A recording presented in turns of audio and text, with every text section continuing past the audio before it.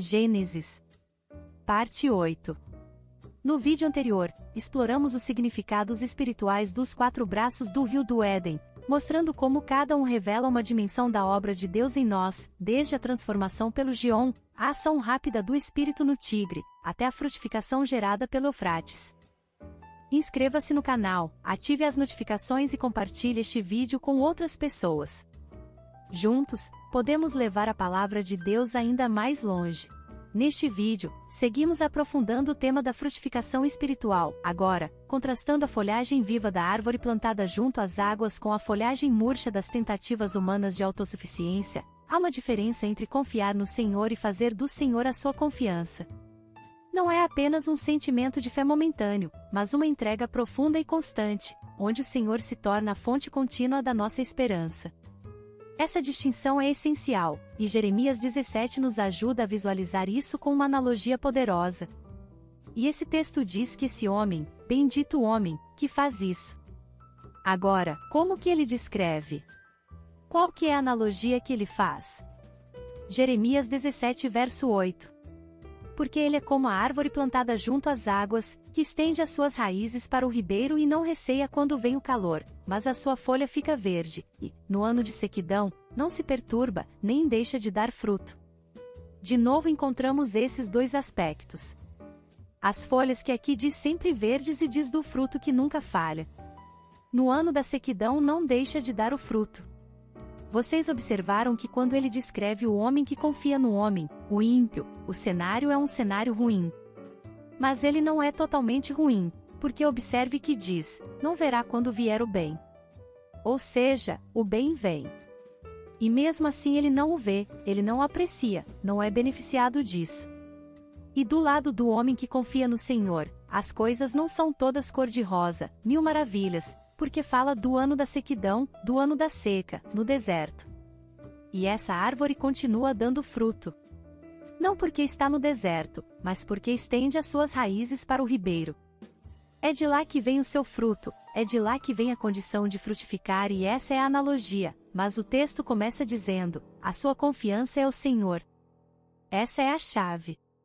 Se esse homem frutifica é porque o Senhor é quem o sustenta, o Senhor é quem lhe dá. Ele busca no Senhor a condição para frutificar. E aqui temos não apenas o fruto, mas temos também as folhas. De novo, em um aspecto positivo, ambos, porque fala que a folhagem não murcha. Qual é a primeira ocasião em que a Bíblia faz menção a folhas ou folhagem? A palavra no hebraico é a mesma. Gênesis capítulo 3. Vamos buscar o primeiro momento em que a Bíblia fala de folhas, folhagem. O capítulo 3 de Gênesis fala da queda do homem. Deus havia plantado um jardim e plantado um homem no jardim. Deu instrução para Adão que poderia comer de todas as árvores do jardim, mas da árvore do conhecimento do bem e do mal ele não deveria comer. Não faltou ocasião em que Eva se encontrava sozinha e o inimigo veio, a seduziu, a enganou, ela comeu e ela convenceu seu marido a comer. Ela foi enganada. Ele comeu de vontade própria. Ele não foi enganado. E o versículo 7 diz.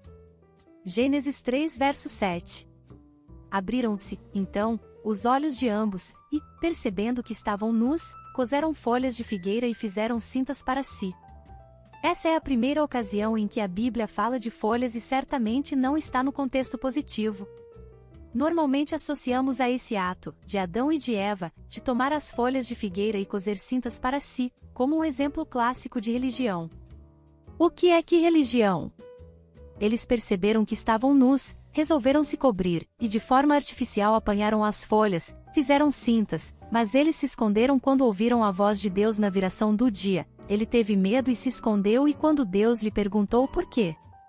Ele disse, eu estava nu e tive medo. Apesar dele ter se aparelhado dessas vestimentas, e sabe-se lá que aparência tinham, ele se sentia nu e assim é toda religião. Por mais que você faça, por mais que você tente, costura daqui, remenda dali, tampa de cá. Você se sente desprovido e nu, aos olhos de um Deus que é perfeitamente santo e que perscruta todas as coisas e sonda o nosso coração.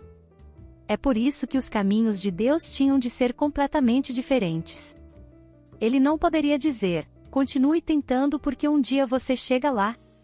Não chega não. Ele fez, assim como o texto diz, ele proveu vestimentas para aquele casal e o fez, não com folhas. Ele o fez de pele. O primeiro sacrifício. Já tem uma menção ao primeiro sacrifício. Deus nos cobriu. E se é Ele quem nos justifica, quem nos condenará? Não é isso que diz Romanos capítulo 8? Porém, lá pelas tantas, eles escolheram folhas de figueira para se cobrirem. Uma coisa temos certeza, de que aquelas folhas murchariam. Aquela folhagem murcharia, porque ela não estava mais conectada à figueira, que é aquilo que lhe dava vida. E era alguma coisa claramente negativa. Era um artifício que eles utilizaram para tentar cobrir algo que só poderia ser coberto de outra maneira.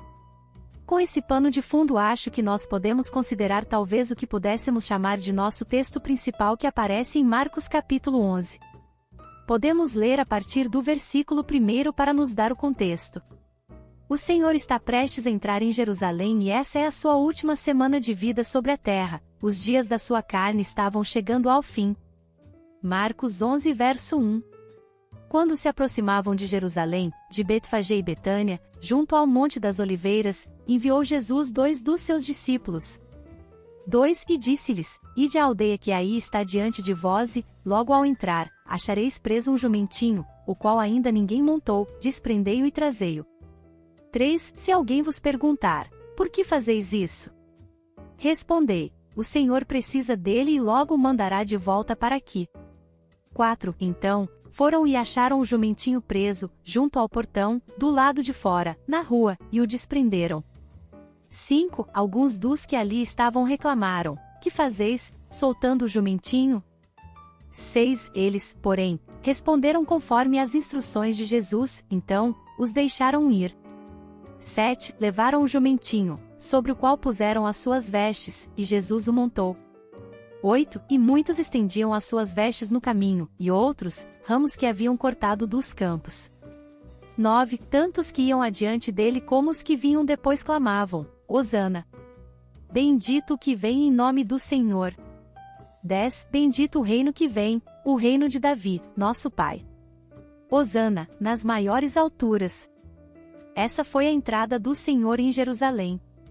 Poucos dias depois esses mesmos que clamavam Hosana, clamariam, crucifica-o, crucifica-o.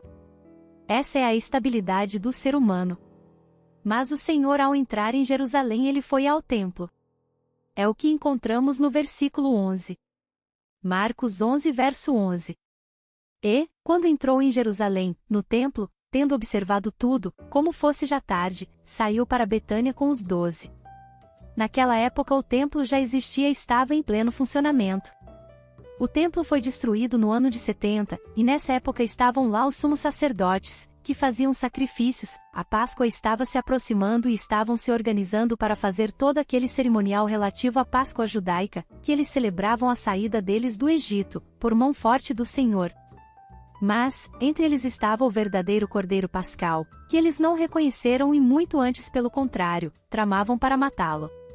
Então, quando ele entrou no templo, e lembre-se de Lucas capítulo 2, talvez uns 18 anos antes quando ele tinha 12, a respeito dele haviam dito, essa é a casa do meu pai. Supostamente, esse templo devia ser a casa do pai. O texto diz que ele olhou em volta e observando tudo, saiu para Betânia. Betânia ficava ali perto, mas é evidente que ele não quis ficar no templo para pernoitar, para descansar, porque provavelmente ele não se sentiu mais em casa. Sabemos disso porque vamos ver daqui a pouco, e também ele fez menção nessa época ao templo como a vossa casa e não mais a casa do meu pai. A vossa casa ficará deserta. Então ele chegou naquele lugar em que externamente estava tudo andando bem, aparentemente tudo dentro dos conformes, continuaram com todos os cerimoniais, todos os aspectos corriqueiros e o Senhor mesmo assim falou, aqui eu não fico. E foi pernoitar em Betânia. Aliás, naquela semana inteira ele fazia isso. Pernoitava em Betânia, passava o dia em Jerusalém e ele ficava nesse vai e vem. 12 No dia seguinte, quando saíram de Betânia, teve fome. 13 E, vendo de longe uma figueira com folhas, foi ver se nela, porventura, acharia alguma coisa. Aproximando-se dela, nada achou, senão folhas, porque não era tempo de figos. 14. Então, lhe disse Jesus, nunca jamais coma alguém fruto de ti.